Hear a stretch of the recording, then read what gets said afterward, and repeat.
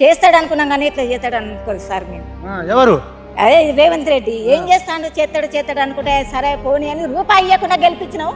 అది మాది పొరపాటు. మా చెప్పుతోడు మేము కొట్టుకున్నాం, మాకు సిగ్గు వచ్చింది.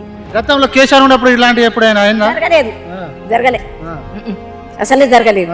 ఇంకోసారి ఛాన్స్ ఇవ్వండి, నన్ను గెలిపాను లేదు. వేస్ట్ ఇక బుద్ధి వచ్చింది. దండగా ఇక వెయ్యం సార్, ఇక వెయ్యమంటే వెయ్యం. అందరు ఆడాలి అనుకోండి, ఏంటంటే మంచిగా చేస్తాడు అనుకున్నాం కానీ మోసం చేస్తాడు అనుకోలేదు. వస్తాడా మళ్ళీ?